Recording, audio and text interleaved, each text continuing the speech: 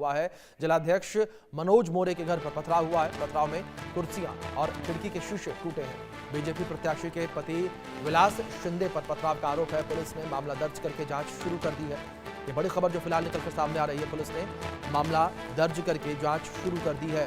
पथराव में कुर्सियां और खिड़की के शीशे टूटे हैं। ये बड़ी खबर जो फिलहाल निकलकर सामने आ रही है। कुछ तस्वीरें आपके स्क्रीन पर हैं। पुलिस ने मामला दर्ज कर लिया है। जांच पड़ताल शुरू कर दी गई है। महाराष्ट्र के धुले से तस्वीरें। शिवसेना शिंदे गुट के जिलाध्यक्ष के घर पर पथराव का मामला सामने आया।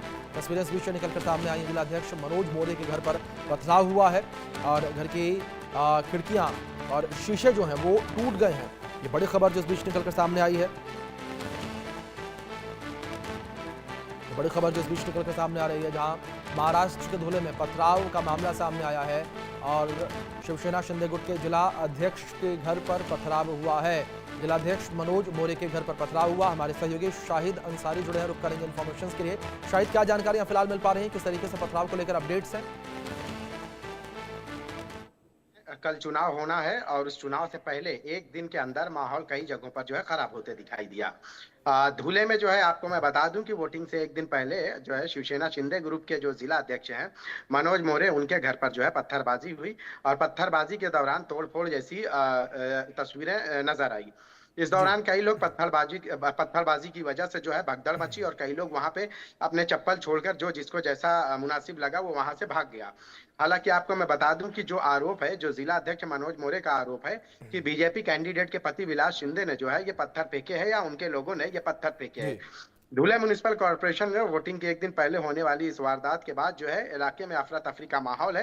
हालांकि पुलिस ने हालात को काबू में कर लिया है, क्योंकि कल के महज 24 घंटे के बाद ही राज्य में 29 महानगर पालिकाओं के चुनाव है। इसलिए लॉ एंड ऑर्डर को लेकर किसी भी तरह का कोई खतरा पैदा ना हो, इसलिए पुलिस को जैसे ही जानकारी मिली, पुलिस इस जाय वारदात पर पहुंची और उन्होंने जो है हालात को काबू कर लिया है।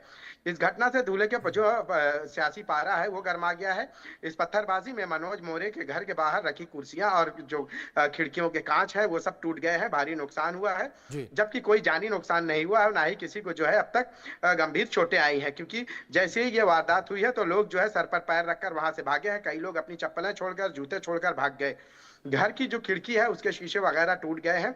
हालांकि ये जानकारी जैसे हुई, शिवसेना के जो डिस्ट्रिक्ट चीफ मनोज मोरे ने जो है गंभीर आरोप लगाया है। उन्होंने बताया है कि जो धुले में वार्ड नंबर 2 है, यहाँ से जो बीजेपी के कैंडिडेट प्रभावती शिंदे के पति विलास शिंदे हैं, उन्हें अपना सपोर्ट के साथ जो है मिलकर उन्हें अपने जो लोगों हैं, अपने कार्यकर्ता हैं, उनके साथ मिलकर उन पर हमला किया है। घटना की जानकारी जैसे ही पुलिस को हुई है, पुलिस ने इस मामले में मामला दर्ज किया है। हालांकि अभी तक किसी की गिरफ्तारी की बात सामने नहीं आई है, लेकिन हालात अभिषेक अभी भी काबू में है। जी शाहिद, दूसरी ओर आपसे जानकारी यहाँ पर यह भी चाहेंगे कि जिस तरीके से बीएमसी चुनाव को लेकर भी काफी ज्यादा गहमा-गहमी महाराष्ट्र में देखने को मिली और इस बीच इस तरीके से पथराव की घटना निकलकर सामने आ गई, शिंदे गुट किस तरीके से इस पूरी घटना को देख रहा है और कह रहा है? देखिए अभिषेक, असल में होता यह है कि लोकल लेवल पर जब इस तरह के चुनाव होते हैं तो स्थानीय स्तर पर जो है कई सारी ऐसी चीजें होती हैं जो ऊपरी स्तर पर पता ही नहीं चलती। लेकिन जब ये मामला हुआ, चूंकि गहमा गहमी का माहौल हो गया, शिंदे गुट ने जो है इस पूरे मामले की निंदा की है, विरोध किया है। चूंकि आचार संहिता लागू है, महज 24 घंटे के अंदर जो है चुनाव होगा। कल सुबह 7:30 बजे का समय दिया गया है। इसलिए पुलिस किसी भी इलाके में जहां पे भी कुछ इस तरह का संवेदनशील मामला है, वहां पुलिस बल तैनात ज्यादा किया गया है। इस इलाके को भी जो है छावनी में तब्दील कर दिया गया है। और जो चूंकि शिंदे गुट ने, हालांकि जब ये पत्थरबाजी हुई तो ये भी था कि उस तरफ से भी जो है लोग आएंगे और मामला तूल पकड़ सकता है, लेकिन पुलिस ने समय रहते सूझबूझ से काम लिया और हालात को जो है काबू में कर लिया। जी अभिषेक। शाहिद, दूसरी ओर अगर हम बात करें धुले को लेकर ही, तो धुले में ही अभी खबर जिस तरीके से निकलकर सामने आई थी कि हजारों की संख्या में वोटर आईडी कार्ड जो है वो बरामद हुए थे, उसको लेकर भी स्थितियां जो है बड़ी तनावपूर्ण बनती हुई नजर आई थी। जी अभिषेक, धुले में जो कुछ वीडियो फुटेज आए जो सिर्फ इंडिया न्यूज के पास है, उसमें जो है एक दो नहीं बल्कि हजारों की संख्या में जो है वोटर आईडी कार्ड बरामद हुए हैं। अब देखिए, वोटर आईडी कार्ड अगर इस तरह से बरामद होते हैं, और इसको जो है एक्सपोज किया है एमआईएम के कुछ जो स्थानीय लीडर हैं उन लोगों ने, सवाल यहाँ पे उठता है कि महज 24 घंटे के बाद चुनाव है और चुनाव से पहले अगर वाकई ये किसी के चुनावी आई कार्ड हैं तो वो उनके पास होने चाहिए, या इस तरह से यहाँ क्यों रखे? जो एमआईएम के जो लोग हैं उनका आरोप ऐसा है कि ये जो वोटर आईडी है इसकी जांच होना जरूरी है। क्या ये फर्जी है या असली है, इसके बारे में भी जांच होना जरूरी है। और फिर अहम बात यह है कि इसका इस्तेमाल कहां और क्यों करना था।